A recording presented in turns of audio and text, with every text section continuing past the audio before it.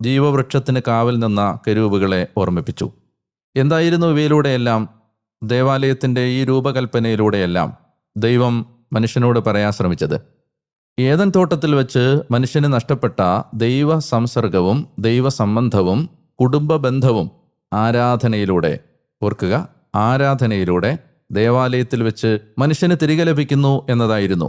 അല്ലെങ്കിൽ മനുഷ്യൻ പറുദീസ അനുഭവത്തിലേക്ക് മടങ്ങിയെത്തുന്നു ആരാധനയിലൂടെ ദേവാലയത്തിൽ വെച്ച് എന്നതായിരുന്നു ആ സൂചന.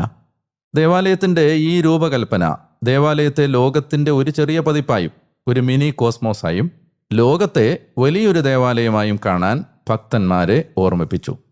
ലൗകിക ലോകത്തിലെ കർമ്മങ്ങളും ആത്മീയ ലോകത്തിലെ ആരാധനയും രണ്ടും വ്യത്യസ്തങ്ങളായ രണ്ട് കാര്യങ്ങളല്ലെന്നും, ആരാധനയും മനുഷ്യൻ്റെ പ്രവൃത്തികളും ജോലിയും ലൗകിക ലോകത്തിലെ വ്യാപാരങ്ങളുമെല്ലാം ഒരേ നാണയത്തിൻ്റെ രണ്ട് വശങ്ങളാണെന്ന് ചിന്തിക്കാൻ